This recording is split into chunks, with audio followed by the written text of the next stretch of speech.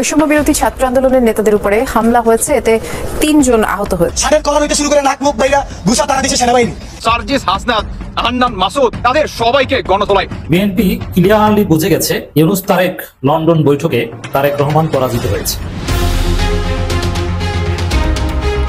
এদিকে আজ সার্জিস, হাসনাত সহ সকল সমন্বয়করা তুপের মুখে পড়ে। বিপিনুরের গণদুলাইকে কেন্দ্র করে দেশের নতুন পরিস্থিতি হয়েছে। ডক্টর ইউনূস ও তারেক রহমানের লন্ডন বৈঠক নিয়েও তুলপাড় হচ্ছে।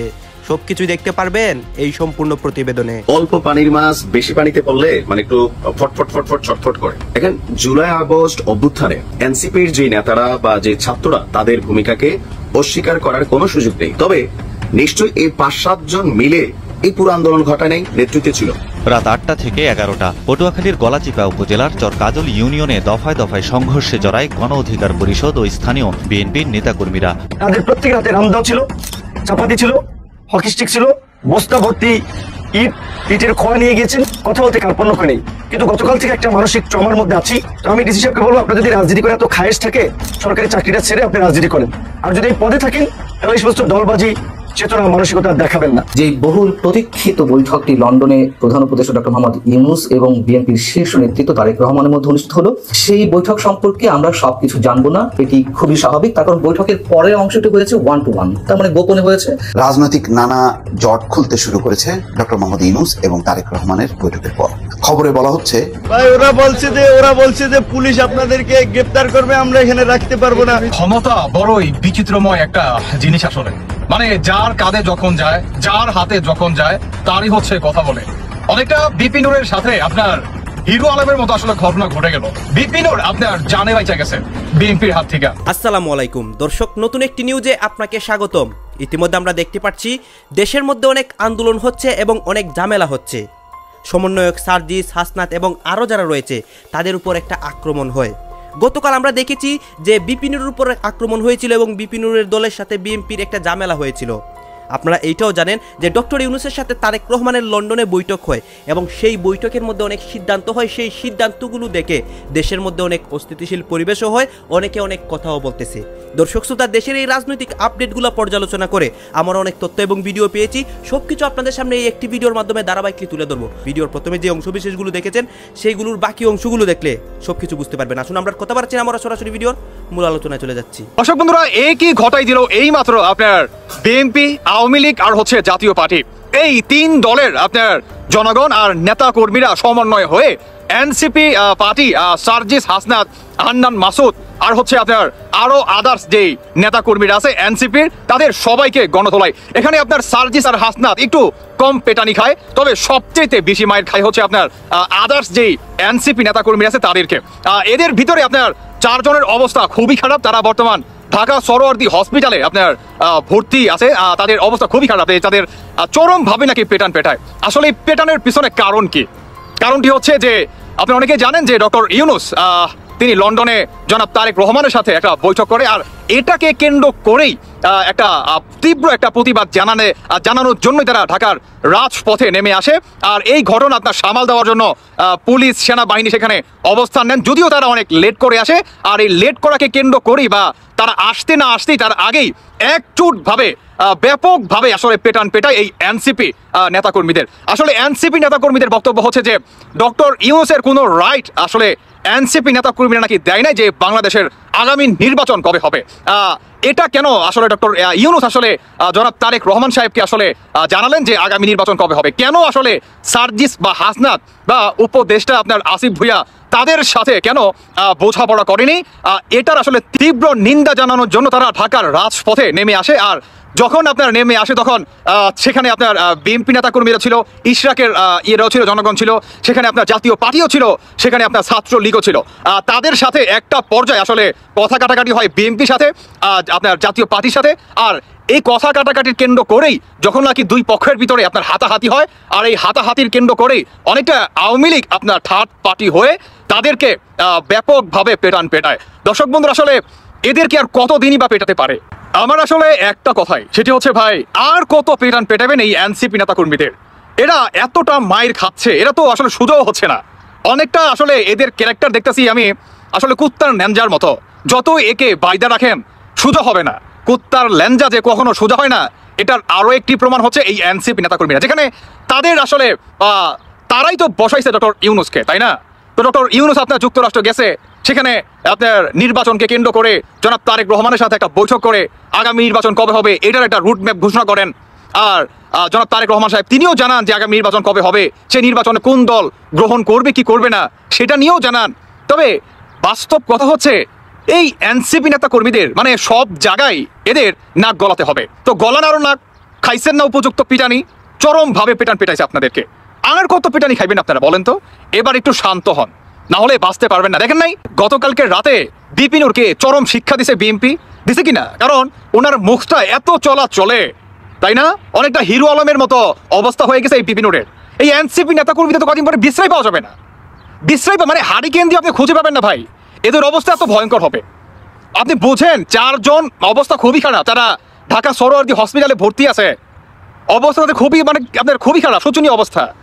আর এখানে আপনার সার্জিস আর হাসনাতের কথা যদি বলি, ওনারা তর্ক বিতর্ক করে, যখন নাকি একটা পর্যায়ে হাতাহাতি হয় সেখানে 2-4টা লাত্তি ঘুষি উষ্টা কিল তো খায় সমন্বয় সার্জিস আর হাসনাত, সেখান থেকে তারা চলে যায়। কিন্তু গেলে কি হবে? আপনার মায়ের খায় কারা? যারা নাকি তাদের পিছনে ছিল বা তাদের সামনে ছিল, তারা তো সেখান থেকে সেফ এক্সিট নিয়ে চলে যায়। মায়ের খায় কারা? যারা নাকি পিছন থেকে বা সামনে থেকে বেশি পকপক করছে, ওই এক পোলটা বিরিয়ানির লোভে আসছে যে ভাই এনসিপি নেতাকর্মী যদি একবার ক্ষমতায় আসতে পারে, এনসিপি দল আপনাদেরকে বড় বড় পদ পদবি দেওয়া হবে, এটার নেশায় তারা আসছে। ভাই আমি একটা কথা বলবো যে যারা নাকি বর্তমান এনসিপির কথায় আপনারা ঢাকার রাজপথে বিভিন্ন জায়গায় আপনারা চলে আসবেন, একটু বাদ দেন ভাই, কেমন? দেশটাকে শান্ত রাখেন।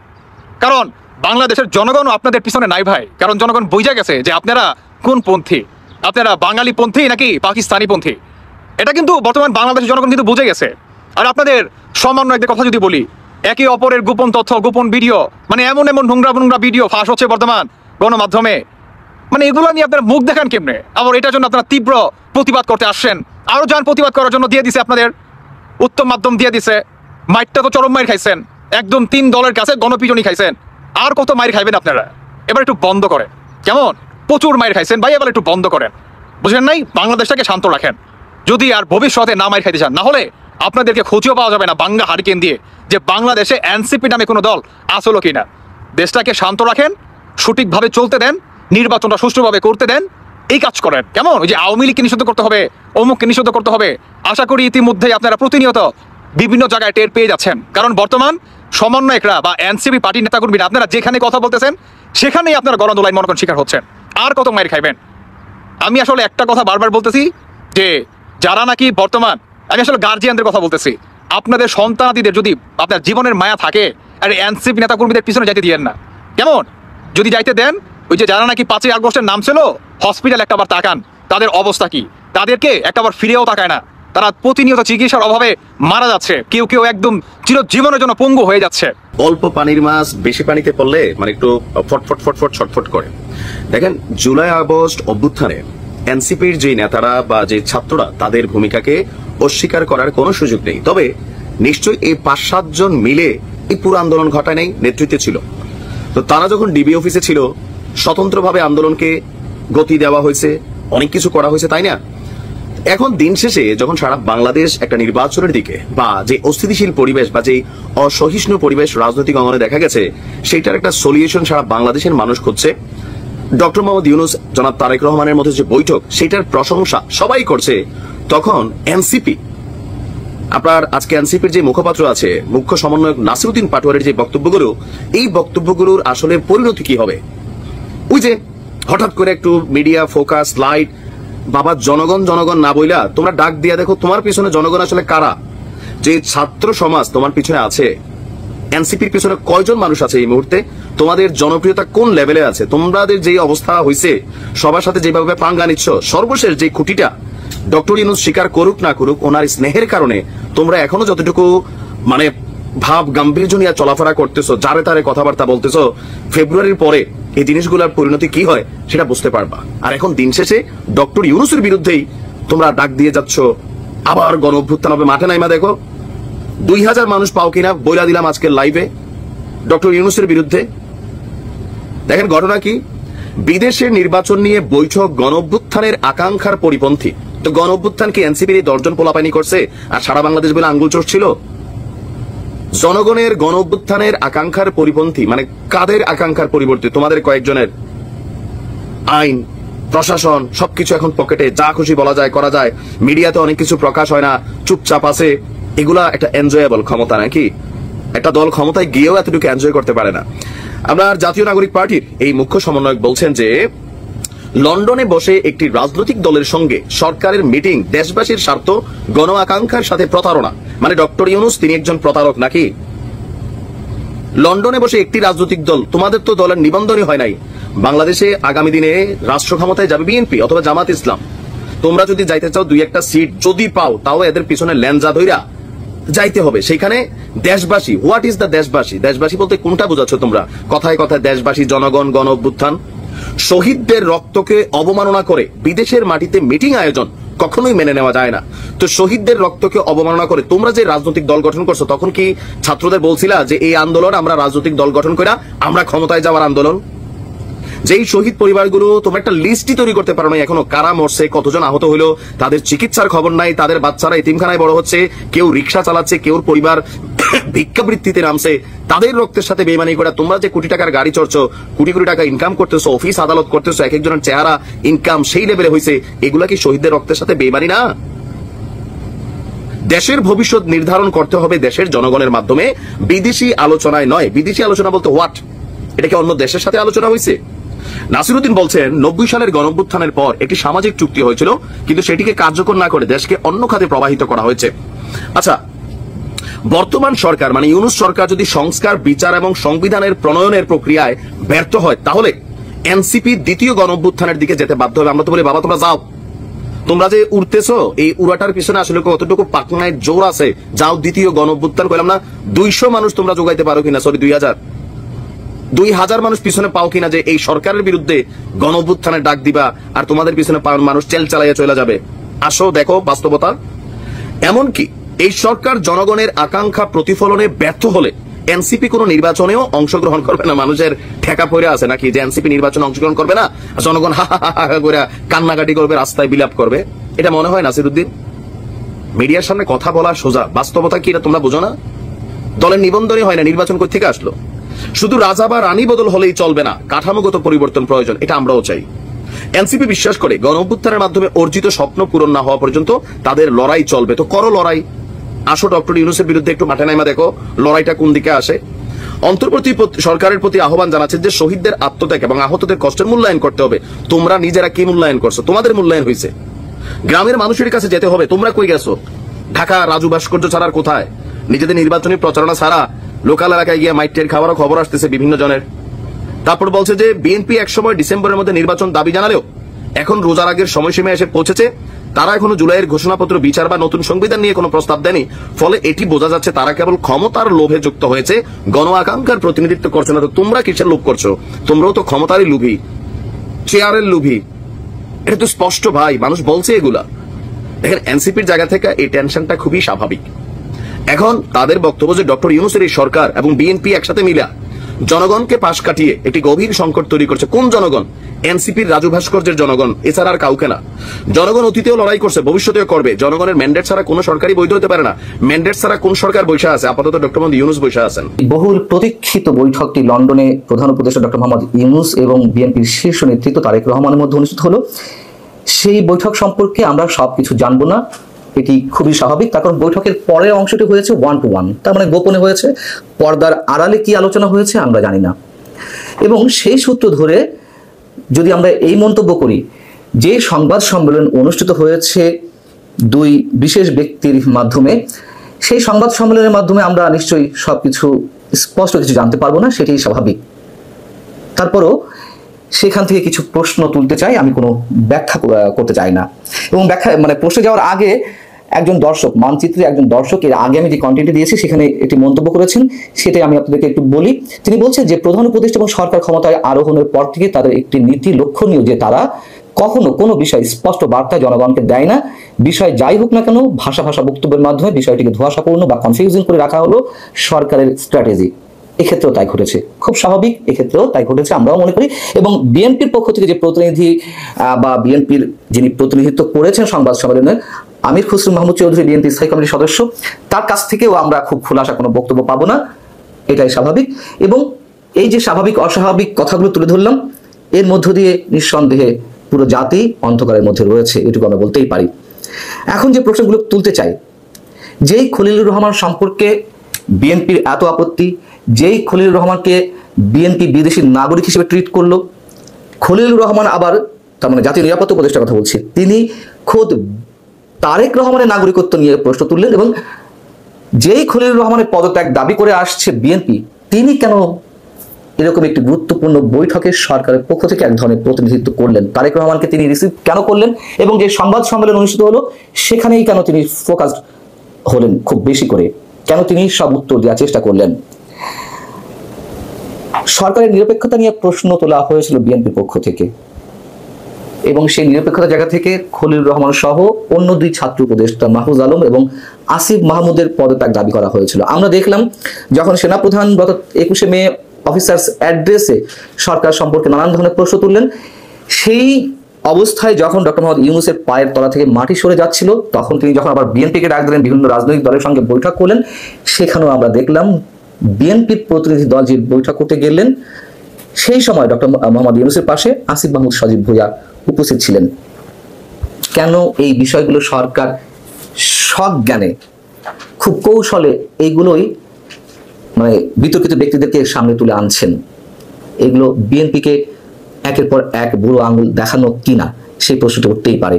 এবং যেহেতু নিরপেক্ষতা নিয়ে প্রশ্ন উঠেছে, এই সরকারের অধীনে সুষ্ঠু অবাধ নিরপেক্ষ নির্বাচন হবে কিনা, সেই বিষয়ে কি তারেক রহমান কোনো প্রশ্ন তুলেছেন ওই বৈঠকে? আমরা সেই সম্পর্কে কিছু জানতে পারিনি। সংবাদ সম্মেলনে বলা হয়েছে যে সকল প্রস্তুতি সম্পন্ন করা গেলে 2026-এ রমজানের আগেই নির্বাচন আয়োজন করা যেতে পারে। যেহেতু ফেব্রুয়ারির মধ্যে নির্বাচনের দাবি ছিল তারেক রহমানের বা বিএনপির, সেই জায়গায় তারা বলেছে সকল প্রস্তুতি সম্পন্ন করা গেলে। এর আগে আমি প্রশ্ন তুলেছি যে সকল প্রস্তুতি সম্পন্ন করা গেলে তার মানদণ্ডটা আসলে কি, কোন ধরনের প্রস্তুতি, এই ধরনের কোনো কিছু কি খোলাসা করা হয়েছে?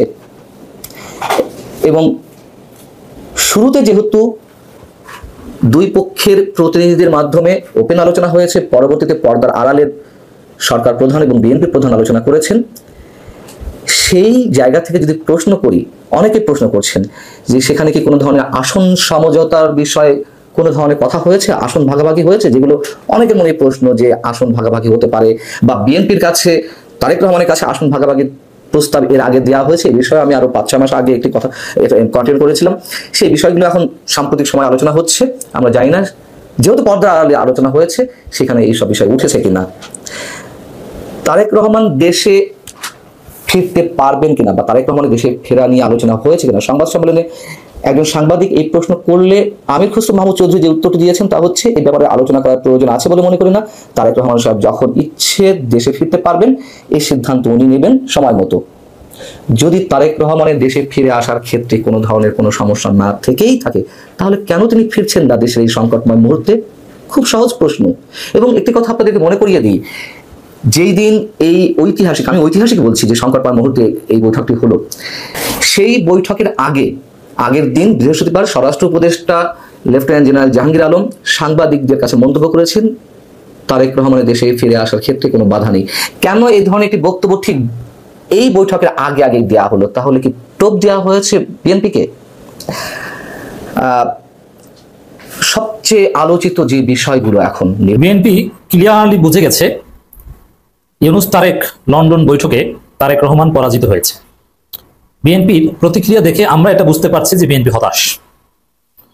বিএনপি উপরে উপরে বলছে যে আলহামদুলিল্লাহ, আল্লাহর কাছে শুকরিয়া, আল্লাহ, আলহামদুলিল্লাহ, সুবহানাল্লাহ, ইনশাআল্লাহ, এগুলো সাধারণত বিএনপি নেতাদের মুখে শোনা যায় না, বিশেষ করে সাবেক ছাত্র ইউনিয়ন মির্জা ফখরুলের কণ্ঠে। কিন্তু ইউনূস তারেক বৈঠকের প্রতিক্রিয়া মির্জা ফখরুল ইনশাআল্লাহ, আলহামদুলিল্লাহ, আল্লাহ শুকরিয়া, এই ধরনের শব্দ চয়ন করেছেন। আরো নানান বিষয়ে এটা কখন করে? যখন যে এই মনে হয় শেষ হয়ে যাবে, ধরা খেলাম, শেষ হলাম, আল্লাহ একটু বাঁচাও। দেখবেন যে কোনোদিন নামাজ পড়ে না, রোজা রাখে না, কিন্তু মৃত্যুর মুখে পড়লে, অসুস্থ হলে, ডাক্তাররা ফেল করলে তখন নাস্তিকও ভালো হয়ে যাওয়ার চেষ্টা করে। এখন এই বৈঠকে বিএনপি আদৌ কিছু পায়নি, বরং বিএনপির পরাজয় হয়েছে। নাকে খত দেওয়া হয়েছে বিএনপির। এই জন্যে মির্জা ফখরুল শুক্রিয়া, আলহামদুলিল্লাহ, ইনশাল্লাহ, আল্লাহ ভরসা, মানে এই ধর্মীয় কথাবার্তাগুলো বলছেন। তো দর্শক, ছোটখাটো পরাজয় না, বিরাট পরাজয়। মির্জা ফখরুল প্রতিক্রিয়া জানিয়েছেন, ভিডিও প্রতিক্রিয়া। মির্জা ফখরুলের মুখে কোনো হাসি নেই, মনে হয় যেন কেউ মারা গেছে।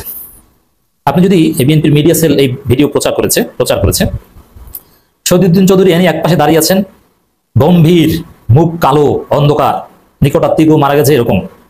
মির্জা ফখরুল কথা বলছেন, হতাশার ছাপ। জহিরুদ্দিন স্বপন এক পাশে দাঁড়িয়ে আছেন, হতাশ। ইমরান সালে প্রিন্স দাঁড়িয়েছেন। মানে এটা কখন? আপনাদের মনে আছে যখন জুলাই আগস্ট আন্দোলনের সময় এই যে ডিবি ধরে নিয়ে যেত শিক্ষার্থীদের, তারপরে বের হয়ে সাংবাদিকদের সাথে কথা বলতো, আবার এক দফা, মানে টান টান একটা উত্তেজনা, কি ঘটে কি, মনে হয় যেন 3-4 দিন ঘুমায়নি, জাতির সামনে এসেছে। মানে এরকম একটা হতাশার ভাব, হতাশার ছাপ বিএনপি নেতাদের চেহারায় মির্জা ফখরুল সহ আমি লক্ষ্য করছি।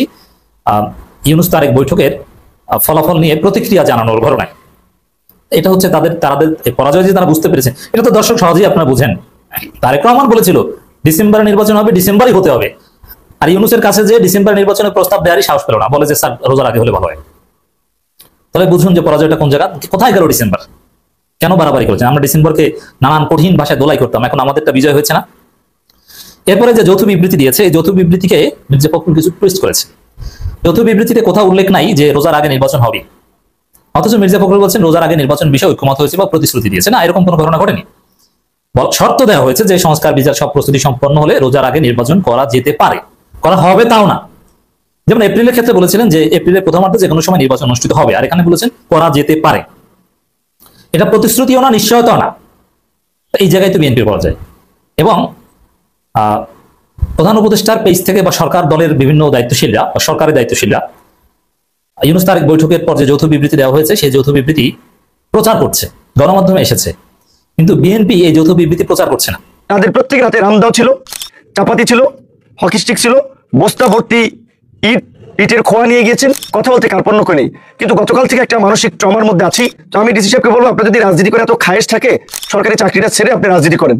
আর যদি এই পদে থাকেন তাহলে এই সমস্ত দলবাজি চেতনা মানসিকতা দেখাবেন না। তো গতকালকে আমরা যখন এই হাসান মামুনের সমর্থক এবং বিশেষ করে তিনি পুরো উপজেলা থেকে, পটুয়াখালী জেলা থেকে, বরিশাল থেকে প্রশিক্ষিত সন্ত্রাসীদের এনেছিলেন, তাদের প্রত্যেকের হাতে রামদাও ছিল, চাপাতি ছিল, হকি স্টিক ছিল, বস্তা ভর্তি ইটের খোয়া নিয়ে গিয়েছেন। রাস্তায় আপনারা দেখেছেন সেনাবাহিনী কিংবা পুলিশ যখন আপনার এই আমাদেরকে সহযোগিতা করেছে আসার পথের মাঝে মাঝেই গাছ ফালানো। এবং আমাদের জেলার সেক্রেটারি যেটা বলেছে, আমি আসলে ঢাকা শহর আপনারা দেখেছেন রাজপথে সবসময় সোচ্চার ভূমিকা পালন করেছি, ফ্যাসিবাদের আমলেও বিন্দুমাত্র আপোষ করি নেই, কথা বলতে কার্পণ্য করে নেই। কিন্তু গতকাল থেকে একটা মানসিক ট্রমার মধ্যে আছি যে রাস্তায় এইভাবে গাছ ফালানো হয়েছে, এইভাবে ইট জড়ো করা হয়েছে। এবং এই যে পুরো জেলার, যেহেতু সে কেন্দ্রীয় বিএনপির সদস্য, তার তো একটা নেটওয়ার্ক আছে এবং ছাত্র রাজনীতি করেছেন, কাটা লাইনেও যোগাযোগ আছে, তিনি সেই সমস্ত সন্ত্রাসীদেরকে ওইখানে জড়ো করেছিলেন। এবং আমাকে সেনাবাহিনীর লোকেরা, পুলিশ বলতেছিল যে ভাই পরিস্থিতি যা, আমরা এখানে আপনার নিরাপত্তা দিতে অক্ষম হচ্ছি, এই অবস্থা আমরা পরিস্থিতি কন্ট্রোল করতে পারবো না। তো আমি বলেছি যে যা হয় হবে, মৃত্যু হবে, কিন্তু আমরা আমাদের গন্তব্যস্থলে যাবো। পরবর্তীতে তারা আমাকে বলছে তাহলে আপনি পটুয়াখালী যান, গলাচিপায় না যে। আমি বললাম আমার উপজেলা গলাচিপা, আমি গলাচিপায় যাবো না, কেন পটুয়াখালীতে যাবো? শেখ হাসিনার রক্তচক্ষুকে উপেক্ষা করে নেই আজকে সামান্য বিএনপির এই 600-র অধিক কেন্দ্রীয় কমিটির নেতা, তার মধ্যে একজন নির্বাহী কমিটির সদস্য, যারও আপনার সুবিধাভোগী একজন ছাত্র নেতা জানেন, আজকে জনাব তারেক রহমানের মতো একজন জনপ্রিয় নেতা, সম্মানিত ব্যক্তি, এই যে কিছু কিছু ঘটনায় তাকে নিয়ে সমালোচনা করে, এই হাসান মামুনদের কারণেই সেই ঘটনাগুলো, এই যে হাওয়া ভবন টবন বলে, এগুলো হাসান মামুনদের মতো কিছু লোকজন জনাব তারেক রহমান ইমেজ ক্ষুণ্ণ করেছিল। 111-এর সময় আপনারা দিয়েছেন তার একটা সুবিধাবাদী ভূমিকা, একটা মিছিল করে রাজপথে। এবং গত 16 বছরে তার ওয়াইফ সরকারি চাকরি করেছে, একদিন ওএসডি হয় নাই।